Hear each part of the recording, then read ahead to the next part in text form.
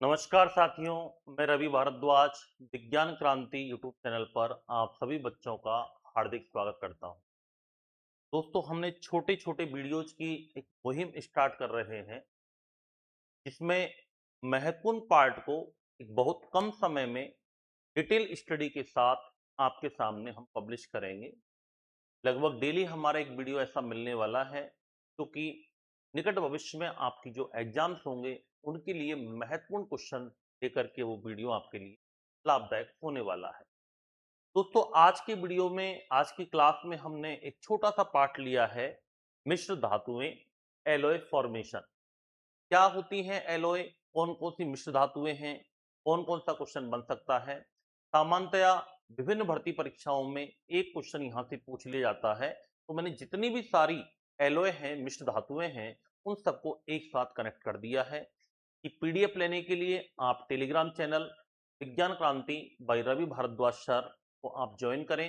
वहां पर आपको पीडीएफ उपलब्ध हो जाएगी। तो चलिए आज का पार्ट हम स्टार्ट करते हैं। मिश्र धातुएं। मिश्र धातुओं में सबसे पहले अपन बात करते हैं नाइक्रोम। जैसा कि आपको मैं थोड़ा सा याद कराने की कोशिश करता हूं। नाई, नाई बोले तो निकिल। क्रो, क्रो बोले तो क्रोमियम। मैं बोले तो मैंगनीज। साथ में एक हमारा आयरन है, ये तो सभी के अंदर आएगा याद रखना। तो किससे मिलकर बना होता है? निकिल, लोहा, क्रोमियम, मैंगनीज। किससे मिलकर बना होता है ये? निकिल, लोहा, क्रोमियम, मैंगनीज से मिलकर के बना हुआ होता है। और इसका यूज कहाँ करते हैं? हीटर तथा गीजर के एलिमेंट बनाने में करते हैं। हीटर की कुंडली बनाने में इसका यूज किया जाता है। तो निकिल, लोहा, क्रोमियम, मैंगनीज। सेकंड आती है हमारी पीतल, जिसे व्रास कहते हैं। पीतल का निर्माण तांबा और जस्ते से मिलकर होता है। कॉपर इसमें 70% होता है, जिंक इसमें 30% होता है। और पीतल का यूज कहाँ करते हैं दोस्तों? बर्तन बनाने में किया जाता है। थर्ड नंबर पर आती है जर्मन सिल्वर। जर्मन सिल्वर ऐसी धातु, प्रश्न आता है ऐसी मिश्र धातु कौन सी है जिसमें सिल्वर नहीं पाया जाता है? तो याद रखिएगा दोस्तों, इसका नाम केवल जर्मन सिल्वर है, बाकी सिल्वर इसमें होता नहीं है। सिल्वर जो चांदी होती है, वो चांदी इसके अंदर क्या रहेगी? एब्सेंट रहेगी। तो कई बार क्वेश्चन भी एग्जाम में आ जाता है कि इनमें से किसमें चांदी नहीं होती, तो केवल नाम है जर्मन सिल्वर, सिल्वर होता नहीं है। किससे मिलकर बनता है? तांबा जस्ता तो कॉमन है। जर्मन न बोले तो निकिल, तो तांबा जस्ता निकिल से मिलकर बना हुआ होता है। इसका यूज भी कहाँ करते हैं दोस्तों?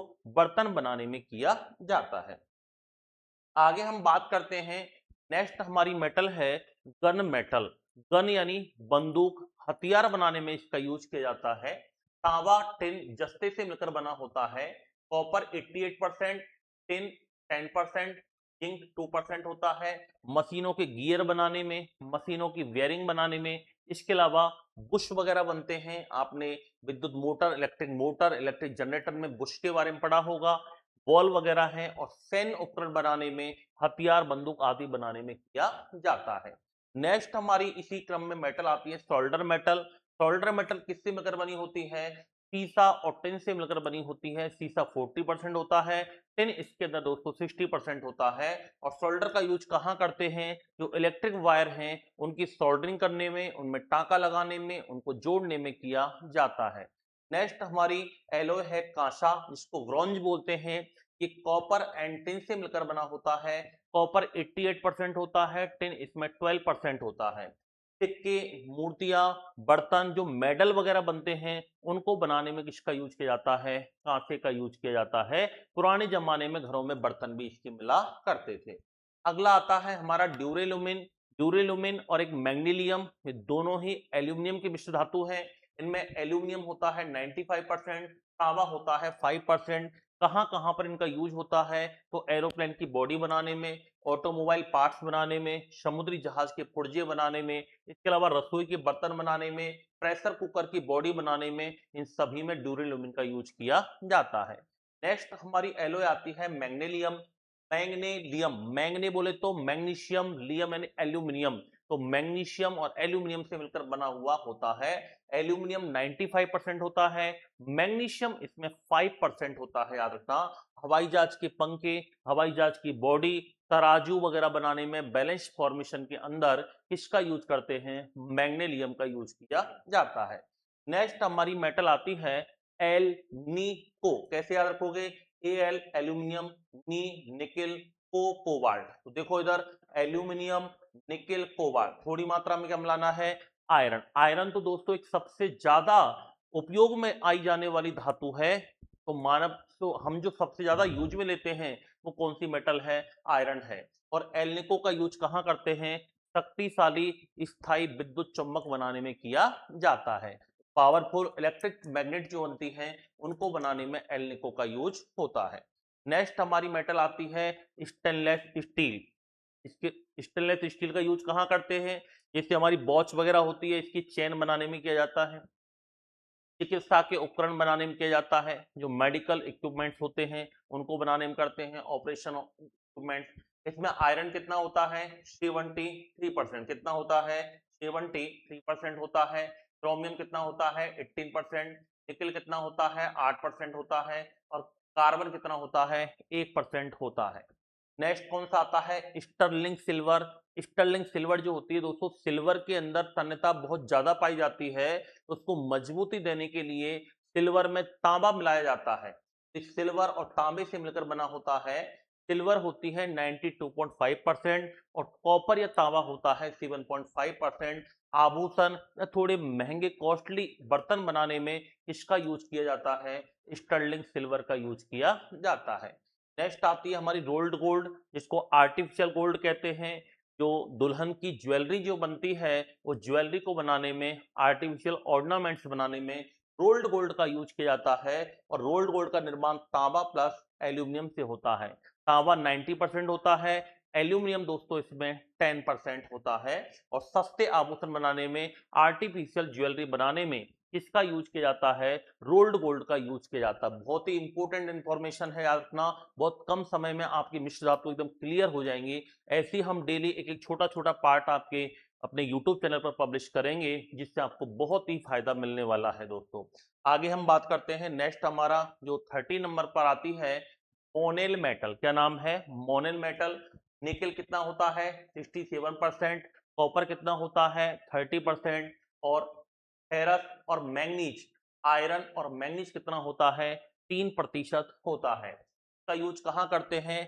केमिकल इंडस्ट्री में जो कोरिजन क्रिया होती है, संक्षारण क्रिया होती है, उस संक्षारण को रोकने के लिए बॉल वगैरह, पाइप वगैरह बनाने में किसका प्रयोग करते हैं? मोनेल मेटल का यूज किया जाता है। नेक्स्ट आता है हमारा कॉन्स्टेंटन। कॉन्स्टेंटन ये कॉपर और निकल से मिलकर बना होता है। कॉपर कितना होगा इसमें? 55%। निकल कितना होगा? 45%। और इसका यूज कहाँ करते हैं? रजिस्टर्स, प्रतिरोधक, इलेक्ट्रिक थर्मोकपल, इन सभी को बनाने में कॉन्स्टेंटन का यूज किया जाता है। नेक्स्ट हमारी 50 नंबर पर आती है एलॉय बेल मेटल। बेल यानी घंटे बजाना। घंटियां जो मंदिरों की घंटियां होती हैं उसको बजाने में बेल मेटल का यूज करते हैं।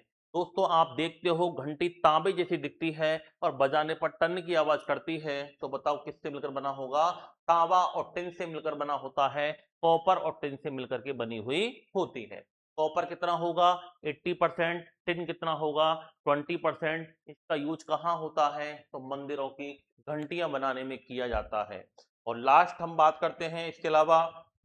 नेक्स्ट आती है हमारी type metal. Type metal lead, antimony और टिन, सीसा, एंटीमनी और टिन से मिलकर बना होता है। टाइप मेटल का यूज कहाँ करते हैं? प्रिंटिंग प्रेस बनाने में, अखबार वगैरह छपते हैं उसकी मशीनरी बनाने में किया जाता है, इस सटीक छपाई के रूप में भी किया जाता है। और लास्ट हमारी जो एलॉय आती है उसका नाम क्या है दोस्तों?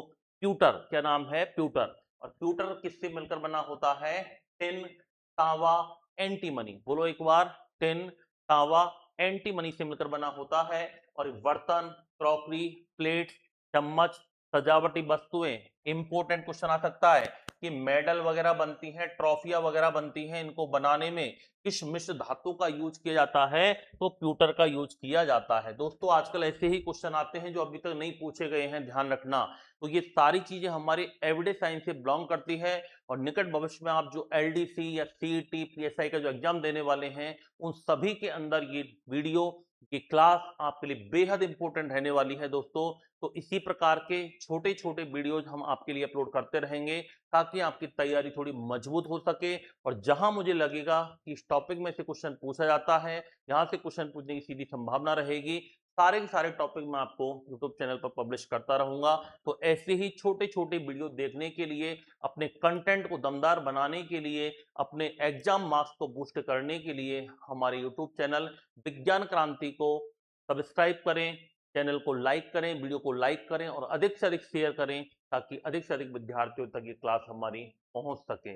बहुत बहुत धन्यवाद। और दोस्तों इसी के साथ हमारी लाइव क्लासेज भी रेगुलर चल रही हैं। शाम को 8 बजे यूट्यूब पर एमसीक्यू क्लास चल रही है। हमारी बुक का भी पब्लिकेशन हो चुका है, पब्लिश हो चुकी है।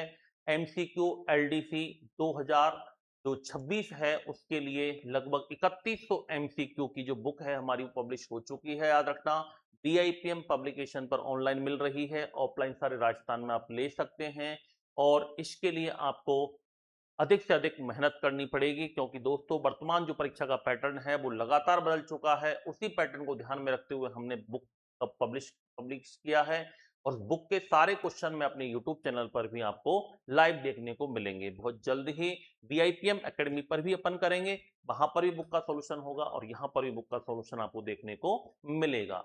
तो आज की क्लास में हमने एक छोटा सा वीडियो पढ़ा है, बहुत ही सुंदर, एकदम सटीक विश्लेषण है।